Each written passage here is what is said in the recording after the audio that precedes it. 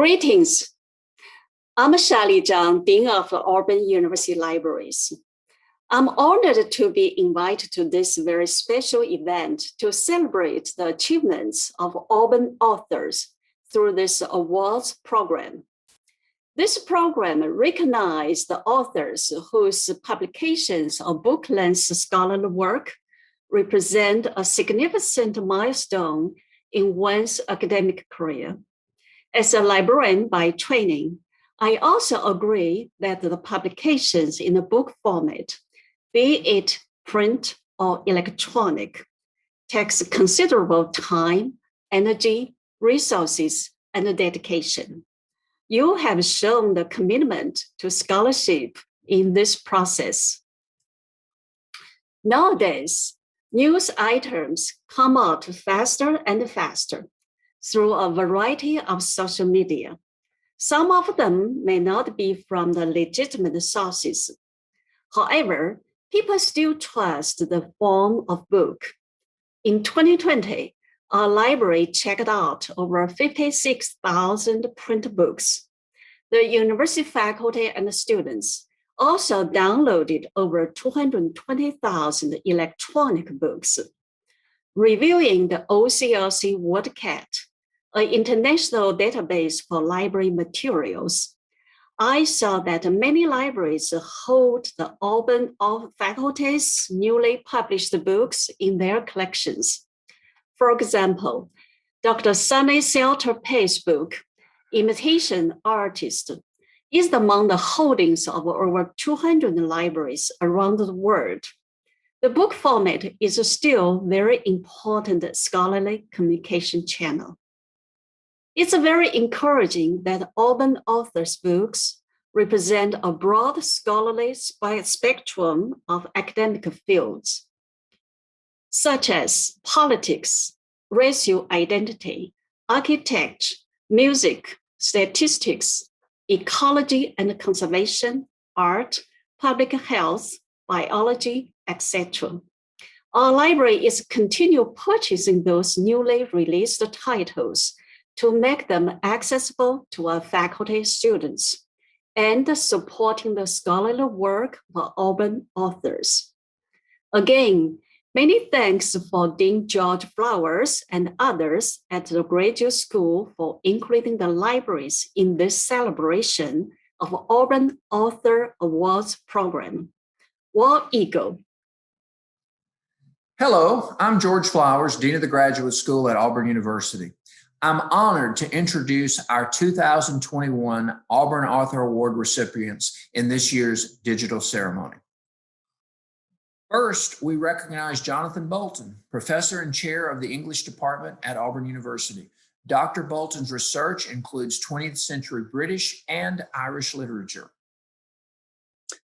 Hello, I'm John Bolton. I'm a professor in the English department, and I'm very excited to talk to you today about my recent book publication, The Blunt Affair, Official Secrecy and Treason in British Literature, Television, and Film, 1980 to 1989.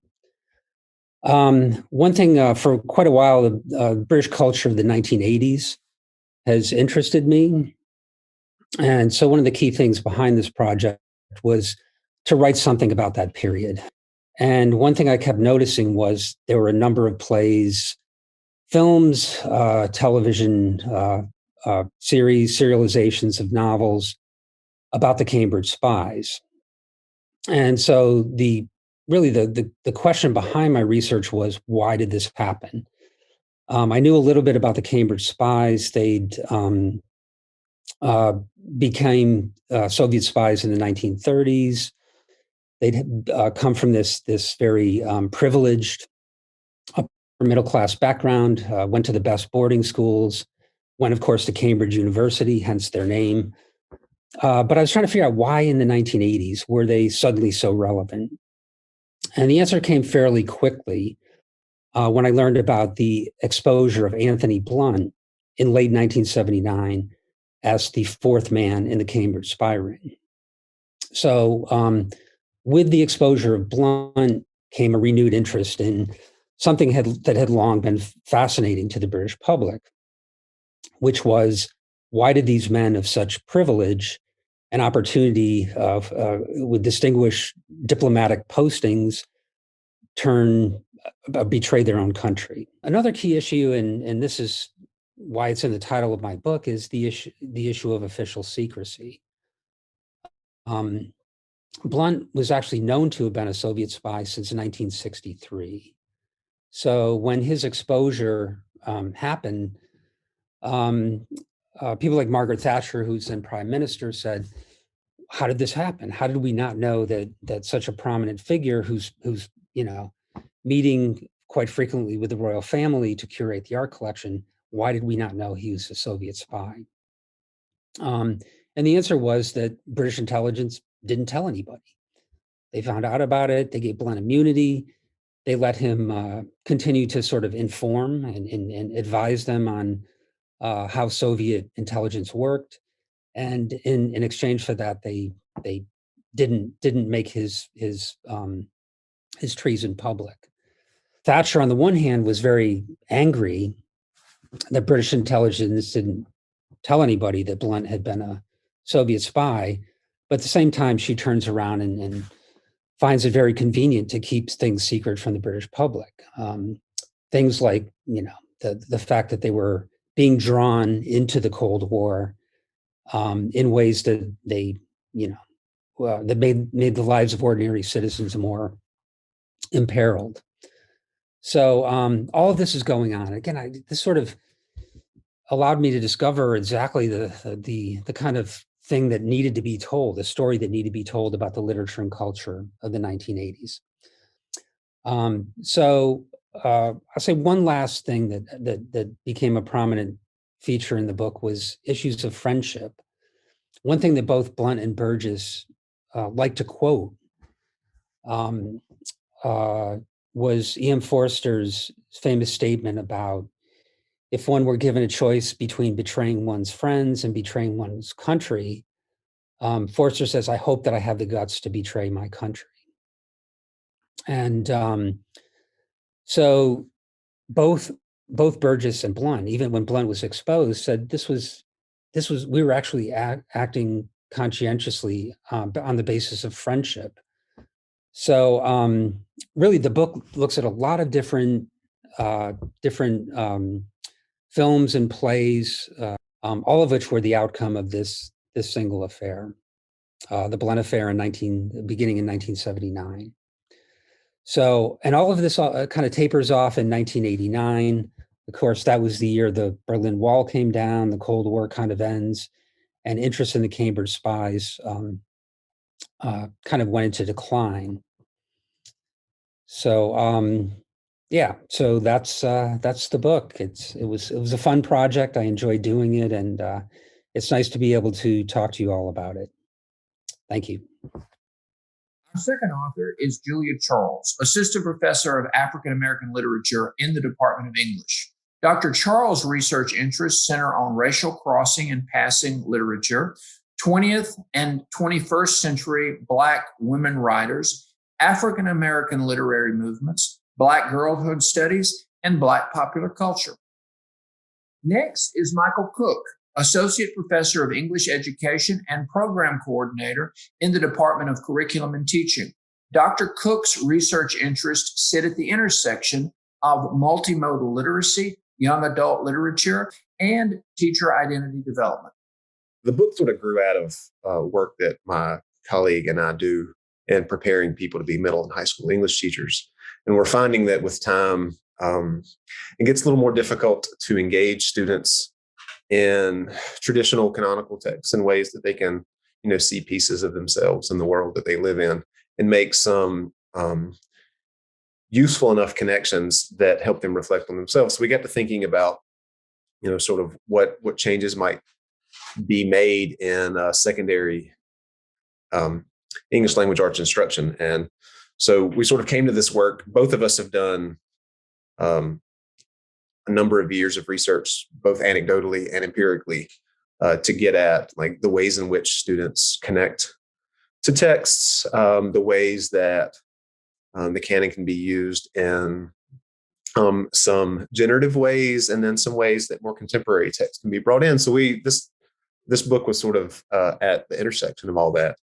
And really the idea of it was to think about what ways might young adult literature be used both in conjunction with and to supplant traditional canonical texts that have been long taught in secondary English classrooms. And so I think one of the things that makes our book a little bit unique, we have a number of texts in our field that talk about using young adult literature in K-12 instruction, but what we don't really have as much of is a book that tackles both the theoretical side of that conversation and the practical side. So why it might be important to do something like this, and then how a teacher might go about doing it. So we sort of broke from the normal mold of books like this and kind of have paired chapters. We have one sort of theoretical chapter that builds on research that we've done that talks about some specific canonical texts and universal themes that teachers often want students to wrestle with and make some sense of for themselves.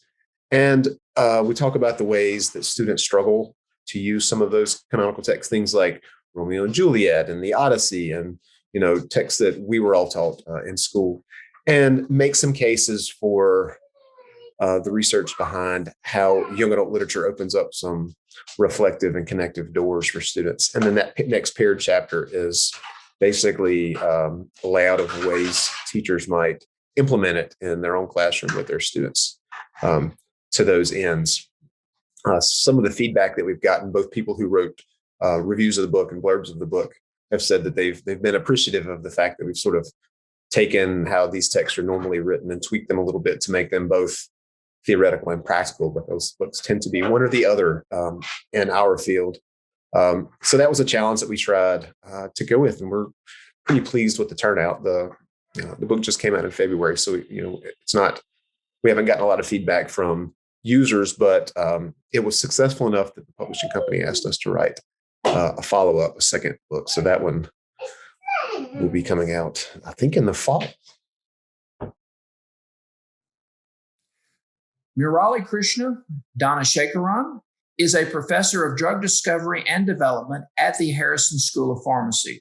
His research focuses on neuropharmacology, toxicology, dietary, and natural products. My name is Murali Krishna Dhanasekaran. I'm a faculty at the Harrison School of Pharmacy, Auburn University.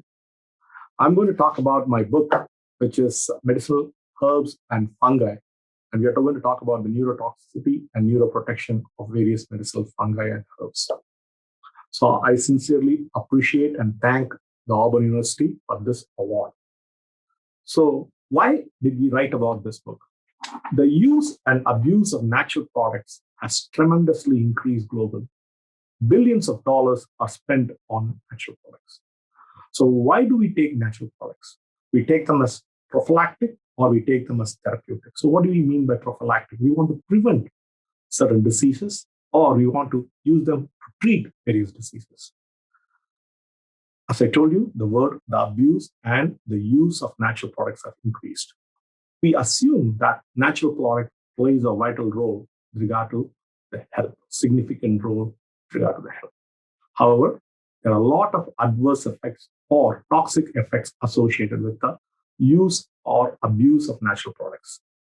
So hence, in this book, we have explored the neurotoxic and neuroprotective effects of herbs and fungi. So as an educator and a scientist, basically in the field of pharmacology and toxicology, the effect of drugs or natural products, there are a lot of areas or topics that are not covered appropriately or properly. That's a big lacuna in the understanding of natural products. Hence, in this book, we have contributed as a scientist and also invited eminent scientists from different countries across the world. We have invited a lot of scientists from academicians to provide scholarly publication for our books. So that makes our book very unique.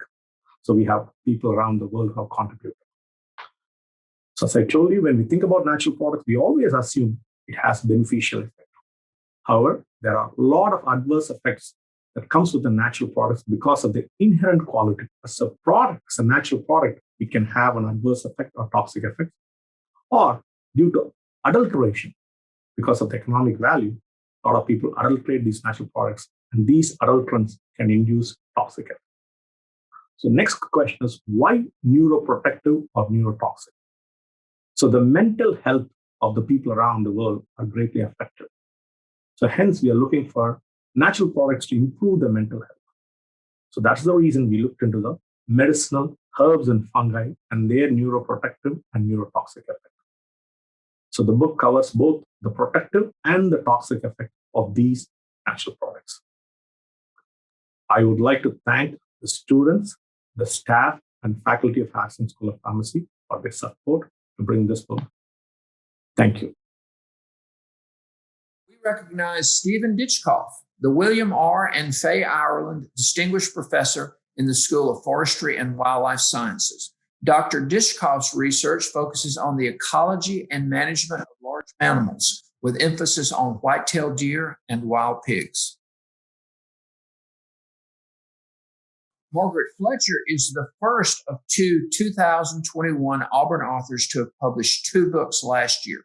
She is an associate professor and associate director of the School of Architecture, with research and creative practice focused on spatial representation and the visual representation of architectural ideas. My name is Margaret Fletcher, and I'm an associate professor of architecture in the School of Architecture, Planning, and Landscape Architecture. The book I'm discussing today is titled Architectural Styles, A Visual Guide. The book is organized into 5 sections, 4 of which are focused on time-based architectural styles. So we have ancient and classical, medieval and Renaissance, Baroque to Art Nouveau, and modern and contemporary.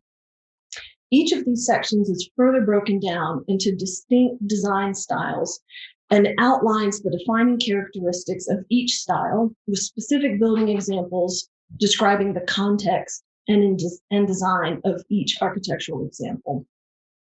The final part of the book focuses on elements related to all styles of architecture. So things like domes, columns, towers, arches, doorways, windows, roof, vaulting, staircases, all that sort of thing, each of which are represented with drawn examples from multiple periods and styles across time. A unique feature of this book is that all of the architectural examples are drawn rather than using photographs. The illustrator of these drawings, Robbie Polly, creates a collection that actually transcends photography and brings a warmth and human touch to the representation of architectural examples. Each drawing is constructed with a careful hand and eye for stylistic clarity. We know that humans are visual creatures and that they understand and remember things much better if they see them. So the drawings become the primary feature to help recognize associations between buildings within a certain style or period, as well as contrasts between these different styles or periods of architecture. The written descriptions in this book have a specific intention to provide direct, clear, and concise information for each example.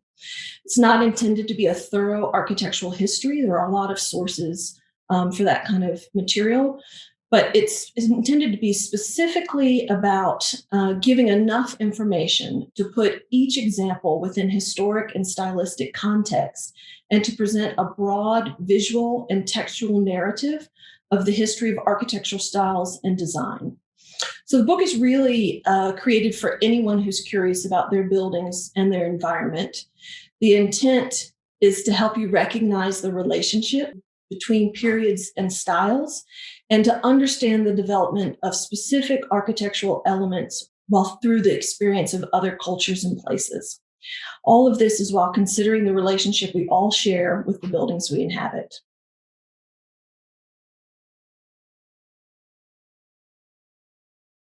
The book I'm discussing today is called Visual Communication for Architects and Designers. This book is the second in a series about the subject that I've written. The first book is titled Constructing the Persuasive Portfolio, and it was published in 2017. This book is organized in 5 sections. The first section, Communication, Representation, and Presentation, goes in depth to describe the subtle differences in these terms and how they relate specifically to the visual communication of architectural design ideas. The second section Constructing a Visual Argument describes issues around developing a project narrative for representation and helps you understand the systems of visual structure and visual organization, and talks through a variety of graphic design basics as they relate to architectural communication. The third section, called Presentation Design, specifically discusses designing the presentation narrative, issues with designing presentation boards, the importance of text in your presentation, as well as detailed strategies for dealing with different kinds of presentations. So in-person presentations, competitions, blind reviews, as well as digital presentations. The fourth section, Presenting Yourself Professionally, looks at the artifacts needed for professional representation and talks through more general issues such as cover letters, resumes, and email correspondence. But most important for a designer is the design portfolio. So this section of the book actually directly relates to my previously published book on design portfolios and offers sort of a shortened version of the content presented in that book. In this book, there are 4 full portfolio case studies with an analytical overlay to describe specific examples of the application of principles discussed in the book. The final section of the book, called Drawing for Impact, gives hundreds of examples of drawn and modeled architectural design presentations, each with their own specific strengths. One of the unique features of this book is that all of the examples are from young designers, so recent graduates from either undergraduate or graduate programs of architecture, interior architecture, and landscape architecture. The book includes 750 presentation examples by over 180 designers, representing 130 schools from 24 countries in North America, South America, Europe, the Middle East, Asia, Oceania, and Africa. The visual content of this book was selected from over 50,000 examples submitted for possible inclusion. The final 750 selected examples offer a detailed view of the work happening around the world at the time of publishing. Students working in the following countries are represented in the work found in this publication: Australia, Canada, China, Denmark, India, Ireland, Italy, Jordan, Liechtenstein, Mexico, Nepal, Poland, Russia, Singapore, South Africa, South Korea, Spain, Sweden, Sudan, Taiwan, Turkey, the United Arab Emirates, the United Kingdom, and the United States. The intent of this book is to give a direct and actionable set of advice to solve a variety of complex presentation challenges for architects and designers from all fields of study. Next, we recognize Matthew Hoke, Professor of Voice in the Department of Music. Dr. Hoke's research interests include voice pedagogy as it relates to exercise science principles, vocalogy, sacred music, and lyric diction for singers. Hi there, my name is Matthew Hoke, and I'm a professor in the Department of Music. And my 2020 book is called So You Want to Sing with Awareness. And this So You Want to Sing part of the title indicates that it's part of a series. This is a series that I've been editor of for the past 7 years. And this will be my last book that I'm contributing to the series unless they create some second editions. But this was a unique project because in voice pedagogy, singing voice pedagogy, oftentimes teachers tether a modality, a body modality, into their teaching, such as yoga, Feldenkrais, Alexander technique. And this book gave me the opportunity to contact specialists to do just that, who work these different methodologies into their teaching. So just to give you a rundown of everything that this book covers, we have Alexander technique for singers, the Feldenkrais method, yoga for singers, Pilates and the singing actor, body mapping, the core singing approach, meditation, an introduction to tomatis listening, awareness and optimal performance, cognitive neuroscience for singers, and how learning works, an introduction to motor learning theory. Really, out of all the books I've edited in the series, I don't want to say this is the easiest because there is no such thing, but this one might have been the smoothest process because I was able to secure such wonderful writers to contribute to this. I started the the process back in 2018, and rough manuscript was ready about a year and a half later, and then it was released in April of 2020. So very pleased that this is now on the shelves, or the virtual shelves of Amazon. It's available as an ebook also. I'm also glad that this is the last book of the series, because I've been putting off some other projects that now I get to spend a little more time with now that the book series is over. So thank you for letting me share this work with you today. Maria Kuznetsova is an assistant professor of creative writing in the Department of English. Her fiction writing focuses on immigrant identity, womanhood, and humor.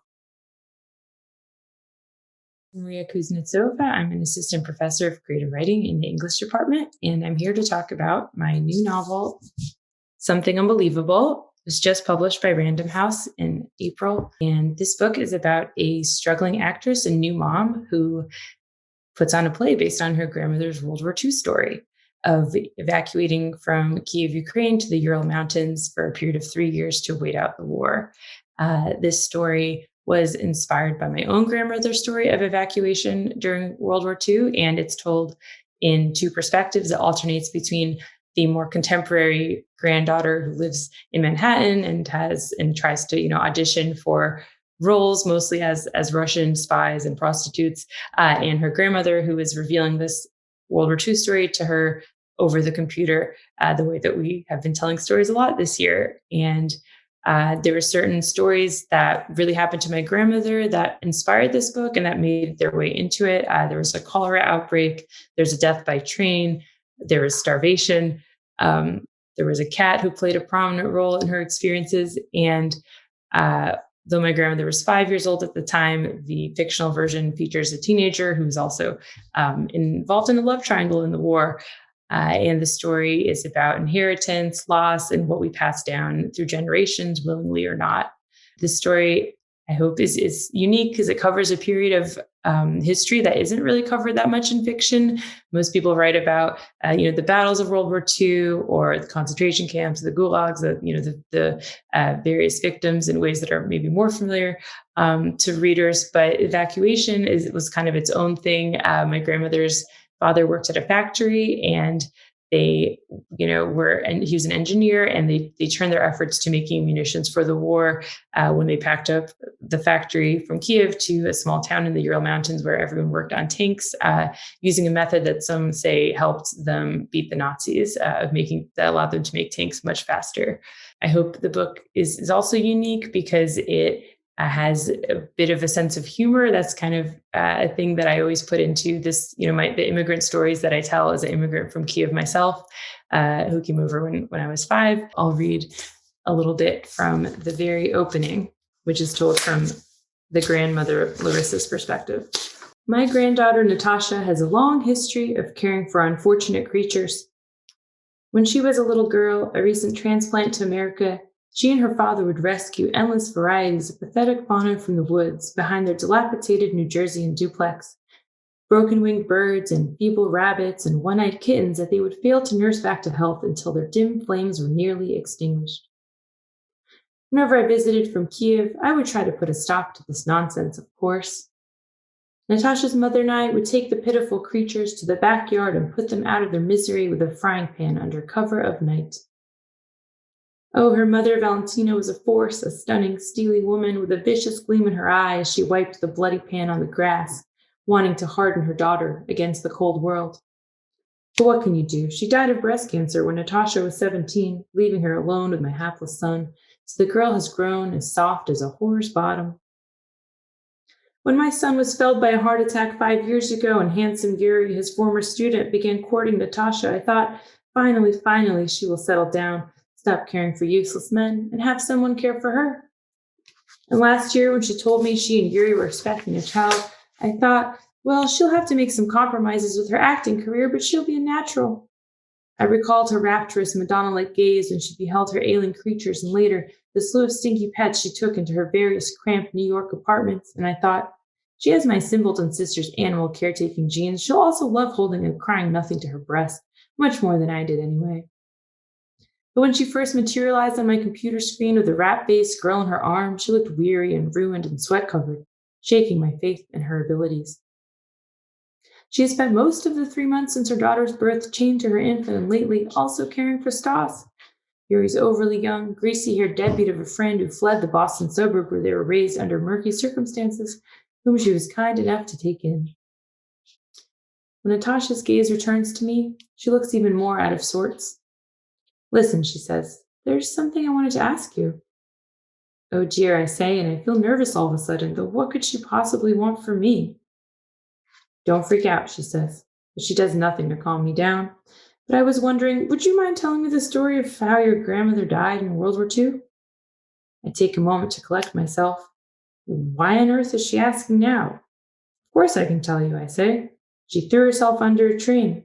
Then the war ended. Now we'll hear from Alejandro Lazarte, Associate Professor in the Department of Psychological Sciences. His research interest includes statistics, data analysis, language, and cross-cultural psychology. Hi, my name is Alejandro Lazarte, and I am Associate Professor in the Department of Psychological Sciences. Last year, a book, basically it's a textbook, was published by Cognella publisher, and the title is An Excel Companion for an Introductory Statistics Course in Social and Behavioral Sciences.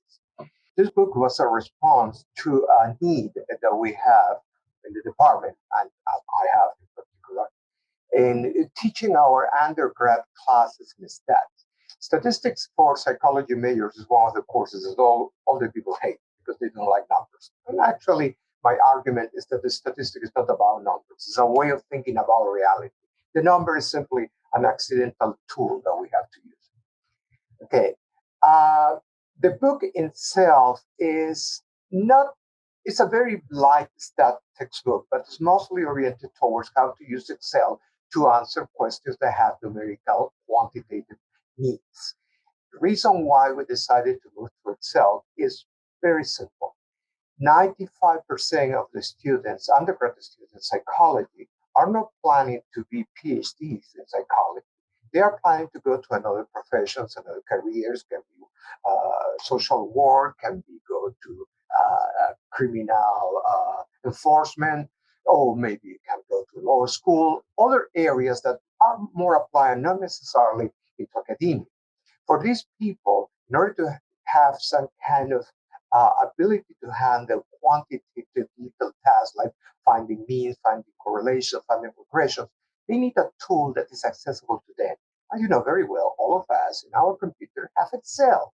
Excel is not as powerful as any other kind of statistical program, but the big advantage is that it's there and it's relatively free. So we decided to move our undergrad classes from the usual SPSS, or the kind of software that is very widely used in psychology, to something that's affordable for the students and is practical and they can use it if they go to many other areas. In the moment when we decided to move in that direction, we found that there was relatively few materials for this particular target group. So it was a need to create something. And after we finished, it was sort of like a nice little book. So I hope that we're using our classes, and I hope that other people will be interested in using it too. I realized that at what point book is the format of the future. Our students start obtaining information from all different sources, not necessarily textbooks, in the paper and pencil version. They can have electronic books, but then I found that there's a substantial amount of information in the cloud using video. YouTube explanations about different statistical topics is widely affordable and you can find it in other places. And second, when we're doing quantitative analysis, graphical representation of data, we need to be in front of a machine, in front of a computer. We need to have some kind of tool that can give out that kind of information. The type of paper and pencil has been evolved. Now, my paper and pencil is an Excel spreadsheet. It's not anymore a paper and pencil in that sense. Of course, there are other areas. Something that I learned is that maybe we have, especially in my area, we need to find something that is mostly oriented towards a mixed method medium that is something maybe printed, something may be active in videos, something may be interactive in the internet and the cloud. This particular area of data analysis requires all those kind of components in one.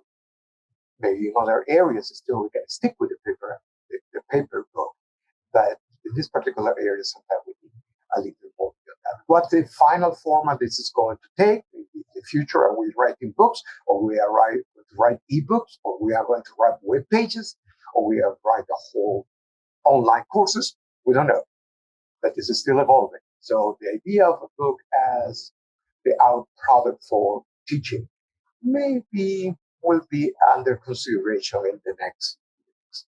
Well, that's all what I wanted to say. I hope that some of the things that I said is helpful.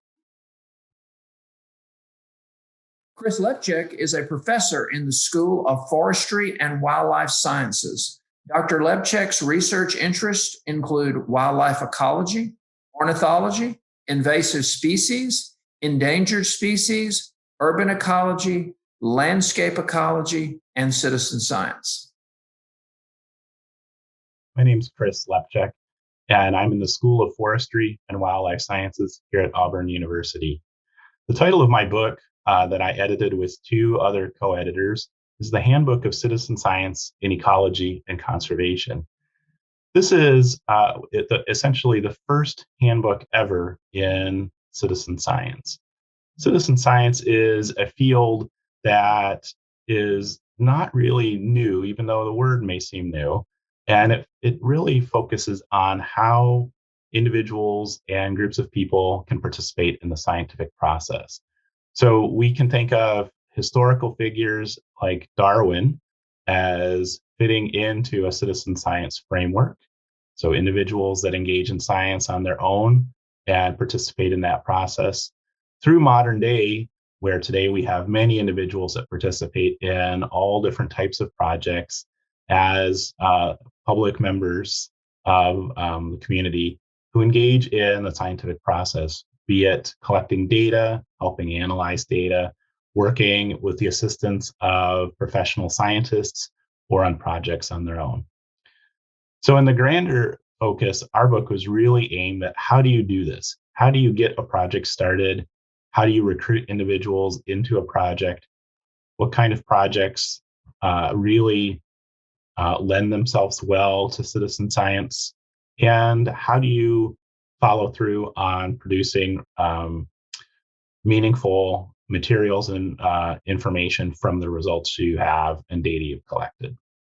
So the book is targeted primarily towards people interested in working in conservation or ecology.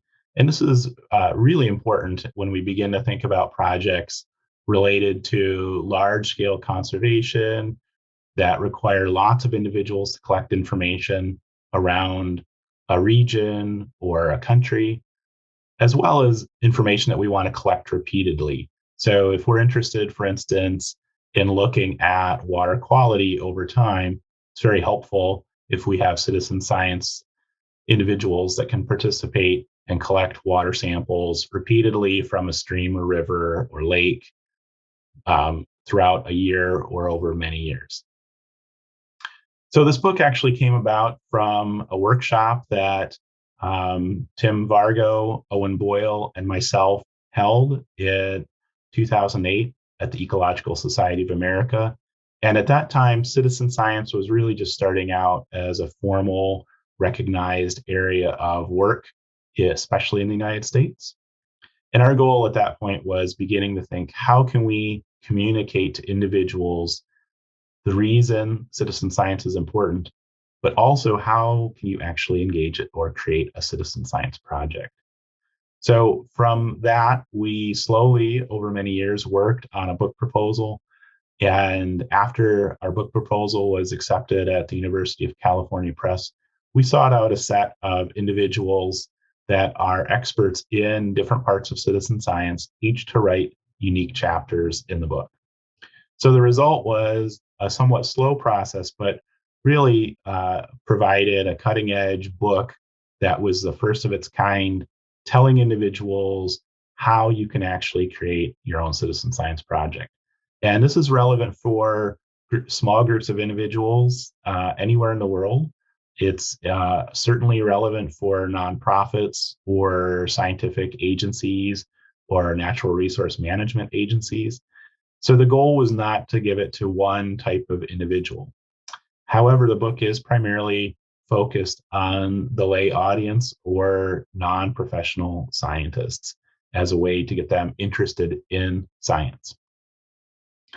So the book came out in 2020, and to date, it's been what I would say probably very beneficial to the individuals around the world that have either thought about or been interested in doing citizen science. And we hope that it's really a book that will be updated in the future and continues to receive wide attention and be used by individuals who want to contribute to the scientific process.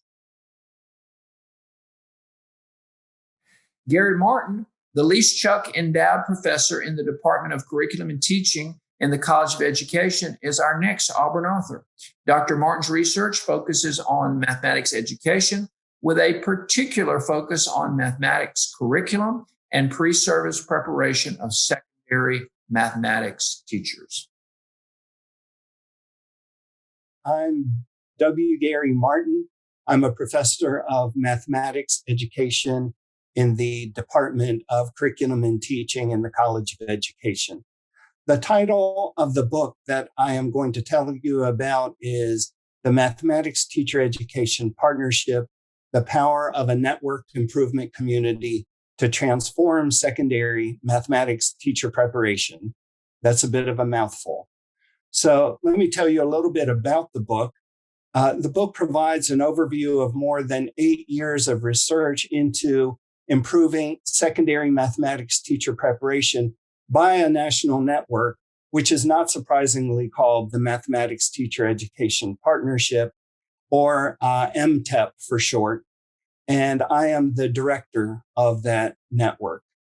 MTEP employs the Network Improvement Community Design, which combines elements of improvement science with the power of network design, which accelerates improvement by engaging a broad range of participants. The book reports on work in 5 primary challenge spaces related to this problem and lays out next steps for the research. While there's been serious shortages in the supply of math teachers for many years, the need for this work reached new urgency in 2012 as states began to adopt more rigorous standards for K-12 mathematics in the wake of the release of the Common Core state standards. It was clear to mathematics teacher educators that we faced a major crisis, not only in increasing the number of teachers, but also ensuring they were prepared to help their students meet the new higher standards that the states were adapting. A group of math teacher educators approached the Association of Public and Land-Grant Universities, or APLU, about launching an initiative to address the challenge. And over 40 teams consisting of universities and their school partners rose to the challenge and signed on to be a part of the network. So in contrast to most research designs, the NIC design is focused on improving practice, in this case, mathematics teacher preparation. Thus, we formed research action clusters to design and test solutions to common challenges in secondary mathematics teacher preparation using what are called Plan, Do, Study, Act, or PDSA cycles. And this has resulted in a number of outcomes supporting the improvement of math teacher preparation, including redesigned math courses for future teachers, improved approaches to increase engagement in lower division math courses, innovative models for clinical experiences, particularly focusing on equitable teaching practices, materials focused on methods courses, and the co-requisite clinical experiences that go with them, guidelines to improve the recruitment of secondary math teachers, and models for mathematics teacher induction and retention. So the breadth of the work is really broad. At the time of publication, MTEP had held 8 national conferences and received over $9 million in grants and funding from grants and foundations support the work. So perhaps the most unique aspect of this work, as you can see, is its sheer breadth, engaging hundreds of researchers from across the nation, including mathematics educators, mathematicians, and their school partners. Close to 50 named authors were engaged in writing various chapters in the book, not to mention dozens more who contributed. Moreover, to me, the unique aspect of this work is that it has remained viable through 8 years, across 8 years, through multiple funding cycles, changes in our leadership team, and a shifting political climate for mathematics teacher preparation. It is our hope that perhaps in another 8 years, we will be ready to publish our second volume of findings. Soledad Parasine is an assistant professor in the School of Forestry and Wildlife Sciences. Her research focus is on surface modification of nanocellulose fibers for water remediation, macromolecules immobilization, as well as the development of composite materials using bio-based polymers.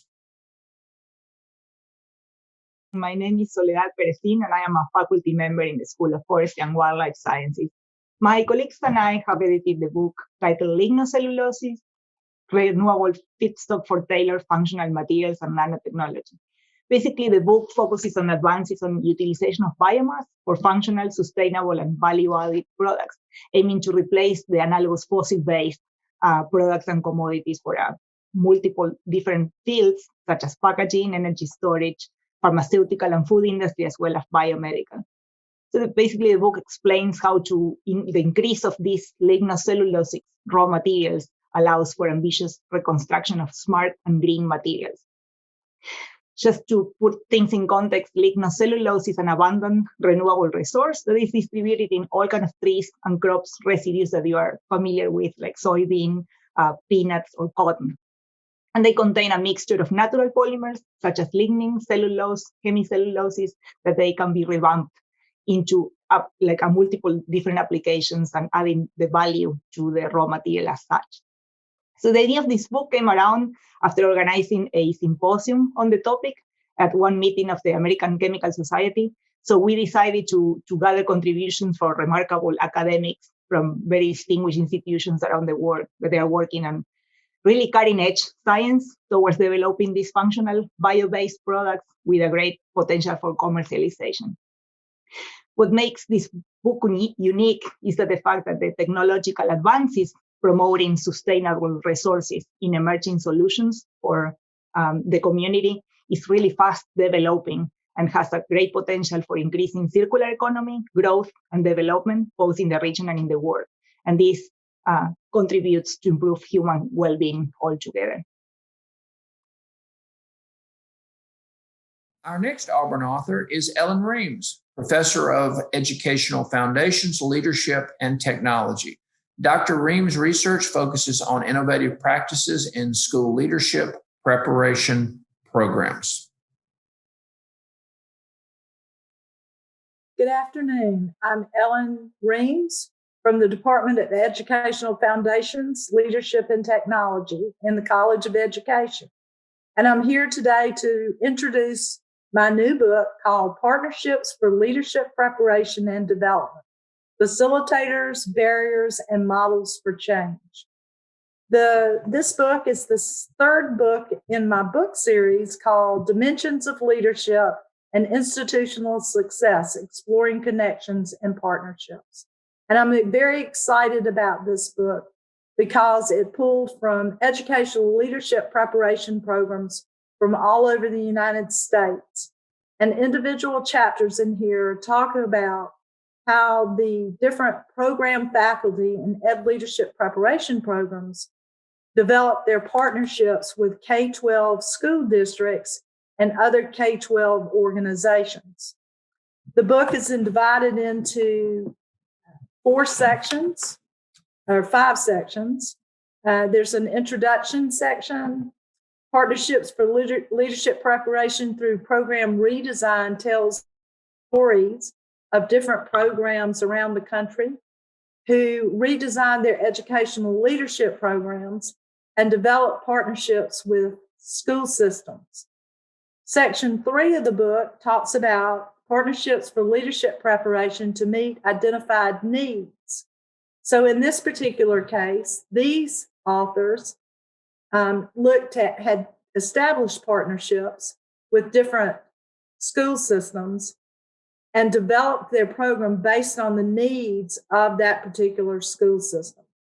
In section 4, we have four chapters that have to do with leadership development in educational leadership programs and how they actually go about developing those partnerships. What are the tools that they use? And then one of the more exciting sections of the book is section 5, which is synthesis and future research. And in this, we, as the editors of this book, my co-editors and I, developed a model, a synthesis of the literature and a model based on the literature that was presented in this book, as well as what is already out there about partnership development.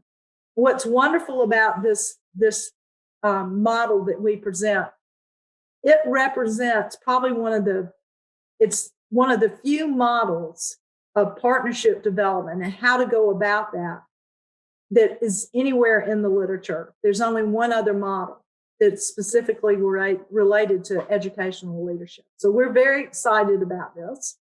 We feel like the book has crossed some major themes in terms of educational leadership program redesign, as well as presenting models for change. Sunny Stalter-Pace is the Hargis Associate Professor of American Literature in the English Department. Dr. Stalter-Pace's research focus includes American literature and drama, American popular performance, and urban space. My name is Sunny Stalter-Pace.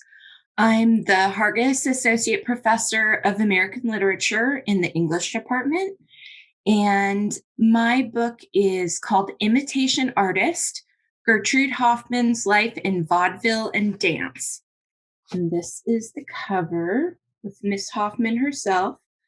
It is my second book. It's the first time I've written a biography. And it's a biography of a really fascinating woman who performed in all sorts of different popular performance styles from the end of the 19th century to the middle of the 20th century. It's the first full-length biography of Hoffman, though she has been talked about a little bit in different studies from dance and theater and performance type journals. And I did a lot of archival research for it at the New York Public Library for the Performing Arts at Lincoln Center, as well as Wake Forest University, which is where Gertrude and Max Hoffman's papers and photographs are held. Hoffman made her name doing celebrity imitations of people who were famous in vaudeville at the time. And she did celebrity impersonations, as well as kind of big, spectacular, kind of flashy dance numbers with a lot of costume changes and backup dancers. She performed in vaudeville, and then over the summers when the theaters were closed, she would go to Europe. And what she ended up doing that was really fascinating to me was she would go to Europe and see the kind of new and innovative performances going on there, like the Russian ballets being performed in Paris. She wanted to be a producer, really, to bring them over to the United States and help them tour and show off their innovative dance. But when she found out that these performers had been booked already, she said, okay, well, I'm really good at imitating, so I'm just going to imitate these dances, which was very brash, not illegal, but questionable. But what she ended up doing is copying the costumes, copying the dances. She got the choreography taught to her by someone who had been in the company. And she ended up touring the dances of the Ballet Russe all across the US 6 years before the original performances came. And that was the thing that sucked me in. When I found that out, I had to know more about her life because I thought, wow, people talk about the Ballet Russe as this really important performance in modernism, but she's the one who brought it to America, and I've never heard of her. So I want to know how that happened. And she ended up working in vaudeville and doing ballet. And then after that, she had a dance school where she trained a lot of women to perform in sort of choruses and dance numbers in Broadway musicals. I would like to end by reading just the ending of my introduction. Scholars have noted Hoffman's importance at different points in the history of American performance, including her early work as a dance director, her performance as Salome, her imitations, and her pirated Russian ballet. She learned how to imitate the most popular theater of the moment, a skill that served her well during her life, but led to her loss of reputation and near erasure from theater and dance histories. Now is the time for her reintroduction to the stage. In an era when remakes, remixes, and reboots dominate, we have room in our theater history for a woman who elevates imitation to an art. Thank you. Camden Strunk is our second Auburn author to have published 2 books last year. He is an associate professor in educational foundations, leadership, and technology with research interest in 2 primary areas: queer studies in education and equity in educational research. I'm Camden Strunk. Pronouns are he, him, and his. I'm an associate professor of educational research methods in the Department of Educational Foundations, Leadership, and Technology. And this book is titled Design and Analysis in Educational Research, ANOVA Designs in SPSS.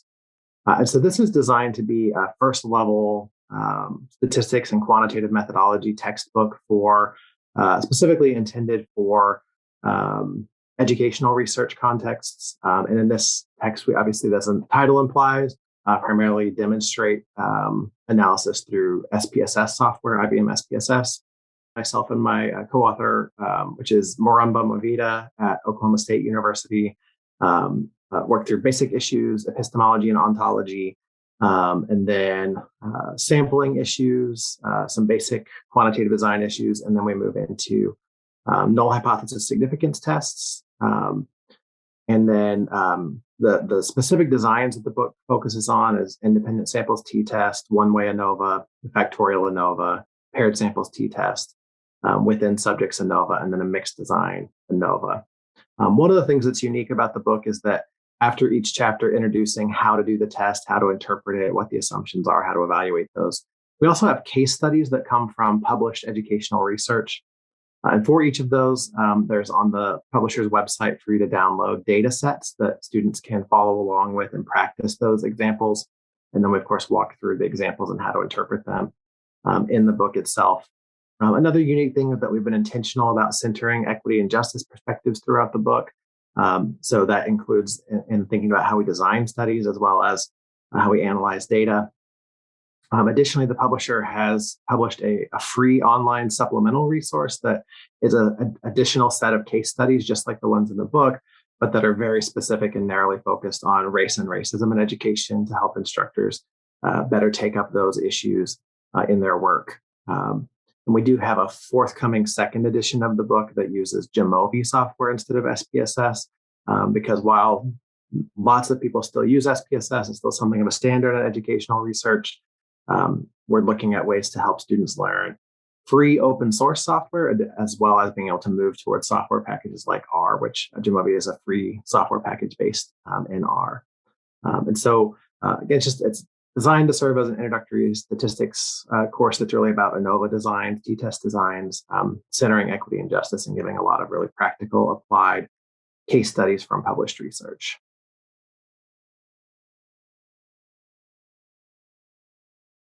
So I'll talk about my book, Queering Public Health and Public Policy in the Deep South.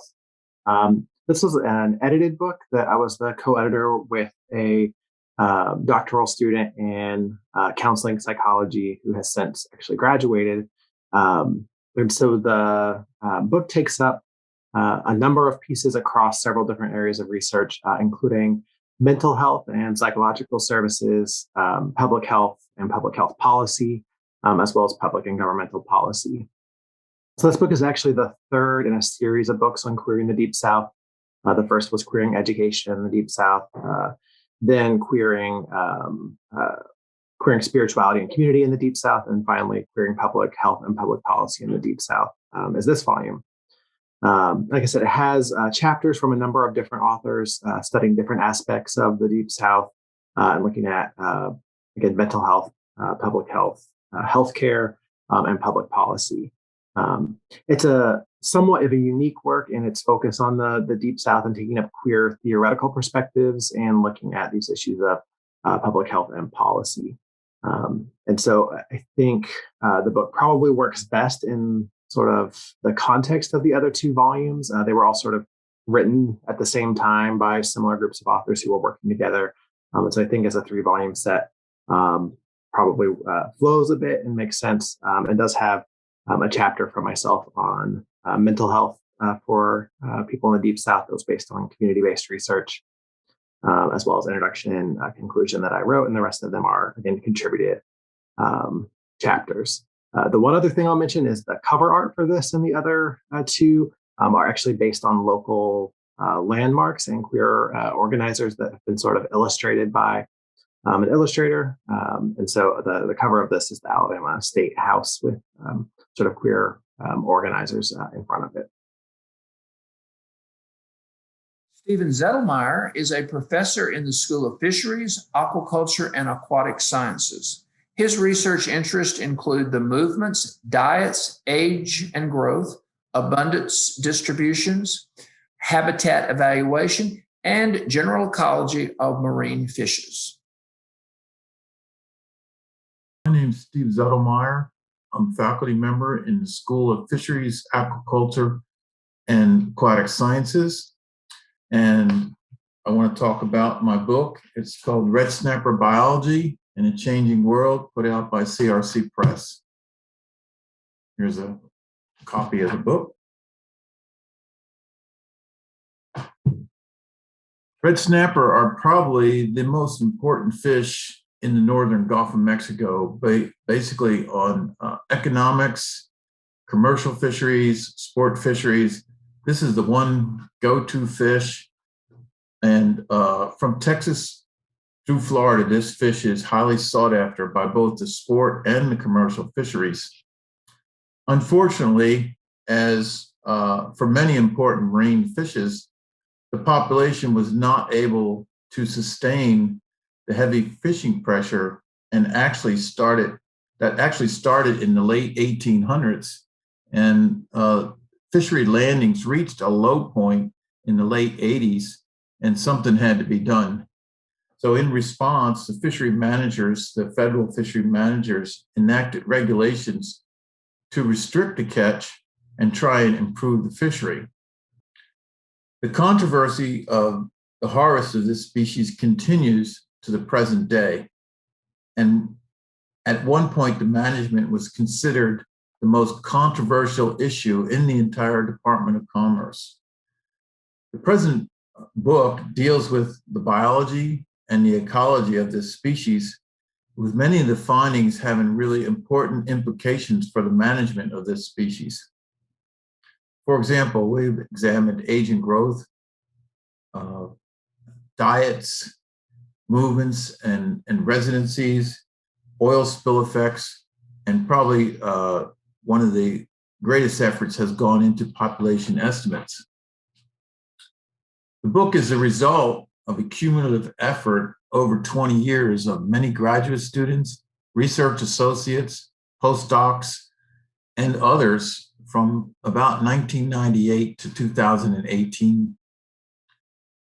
As I mentioned earlier, probably the most important chapter in this book was the research reported in chapter 13, a comparison of two fishery independent surveys from 1999 to 2004, and then the second survey from 2011 to 2015.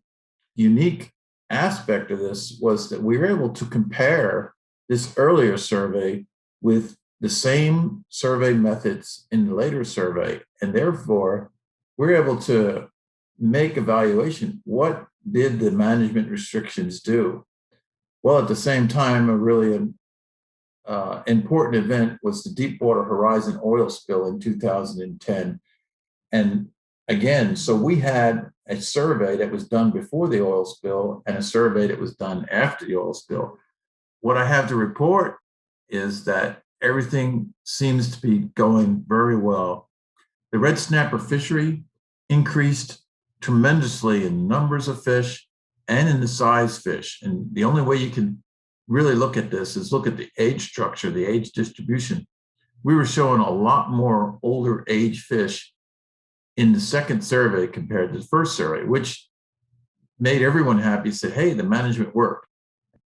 And the second really, really important part about this was that we were able to say that they conclude that the oil spill had no effect on the red snapper fishery.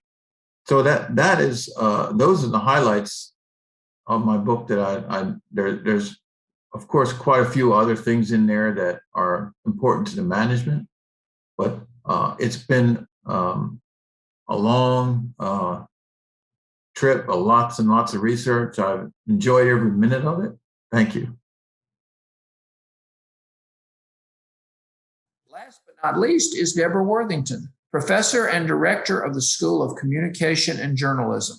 Dr. Worthington's research focuses on listening measures and measurement with a special interest in individual listening styles. Hi, my name is Deborah Worthington. The title of my book is The Handbook of Listening, and I'm a professor of communication here at Auburn University. The Handbook of Listening is part of a series of books that I have worked on with my collaborator and my co-editor, Dr. Graham Bodie. Graham was one of the first students that I had when I came here to Auburn. He earned both his BA and MA in communication from here.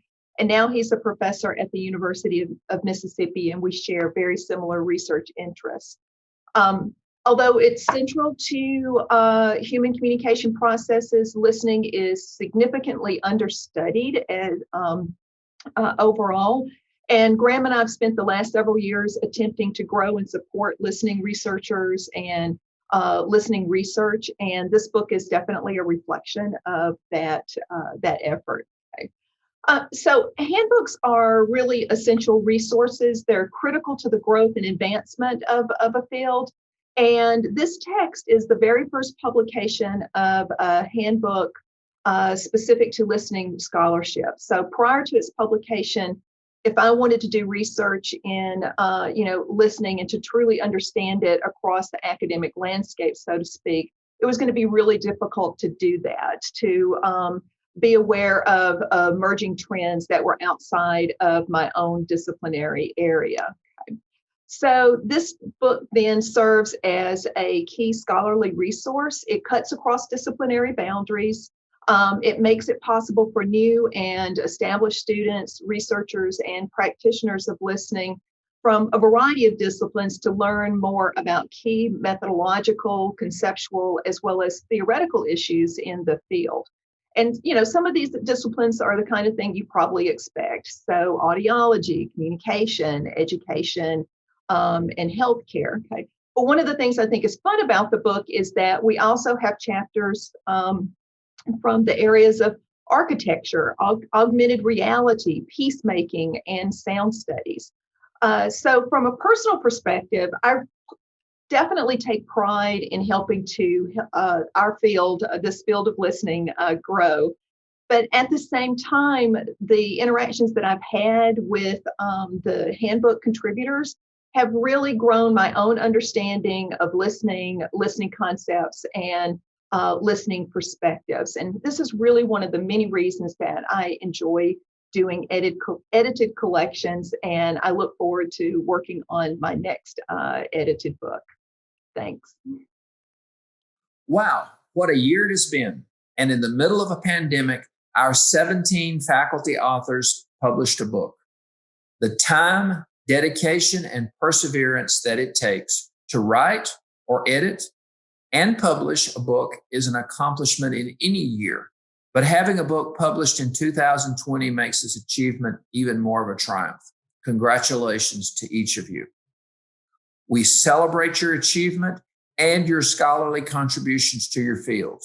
We are proud that you're a part of the Auburn family as you honor the Auburn Creed by your actions. You believe in education that gives you the knowledge to work wisely and trains the mind and the hands to work skillfully. In closing, we'd like to give a special thanks to the AU Libraries and Dr. Shali Zhang as our partner in this celebration of the Auburn Author Awards program. Congratulations to our Auburn authors, and War Eagle.